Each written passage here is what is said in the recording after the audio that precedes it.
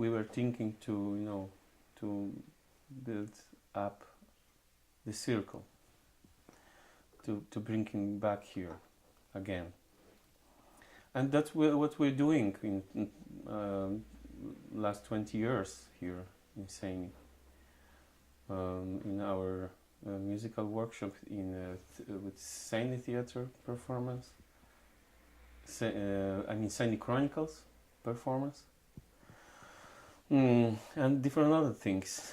For example, by giving history lessons to the kids from Sejny schools.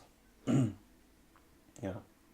And it is a special way of giving history lessons, because we don't teach about the historical process in general, about Holocaust, about bringing Jews here. We tell about particular people,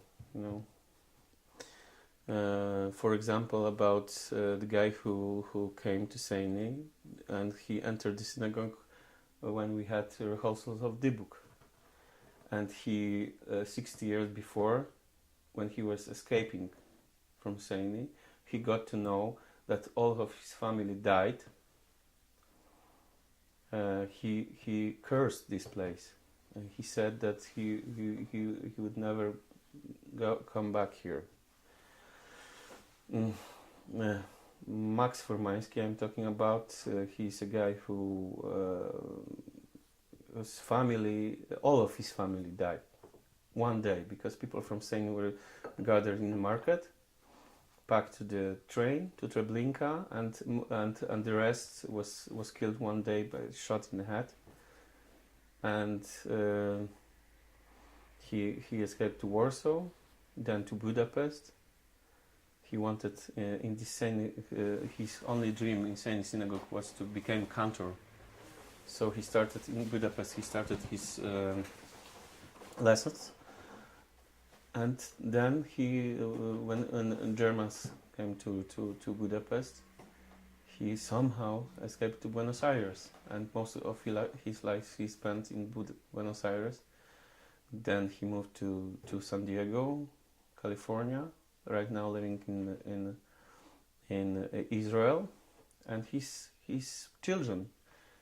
He was always telling about Sejny, for his kids, about his roots, about all of the stuff, about how beautiful this place is, and also about that he needed to run.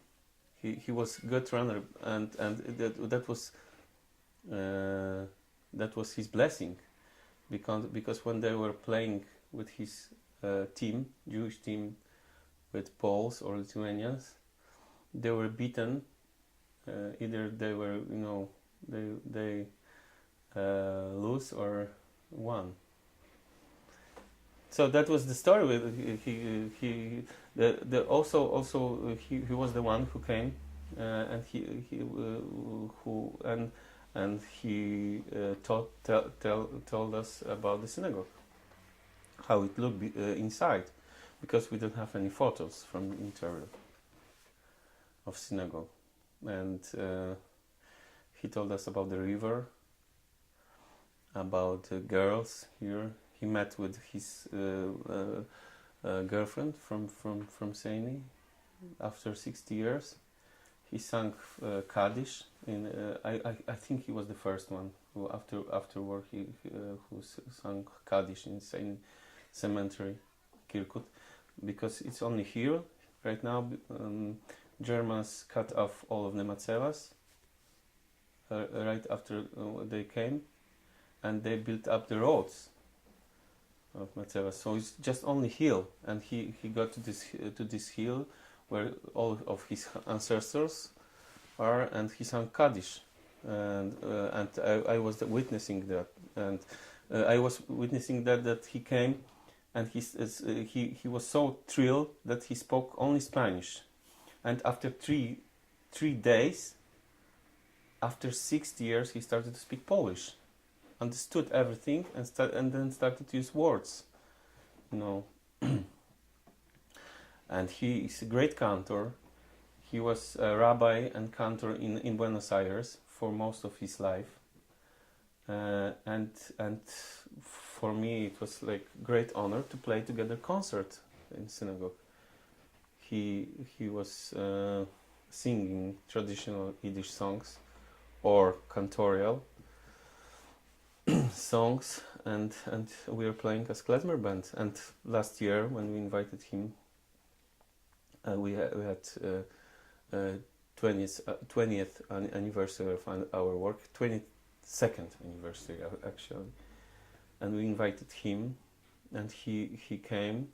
He came after stroke, and most of his body was paralyzed, and he was singing great. You know, we arranged concert for him. He started with a pianist, 3 cantorial songs. He did great, and afterwards we prepared a special concert dedicated to him, composed by Raphael Rogiński, which are music for Kabbalistic poetry from Spain, sung by girl in English. So that was a last concert with Mike. He's still living, of course, and we got we got into, you know, I would say friendship together. Because with Max, with his wife Hilda, their children,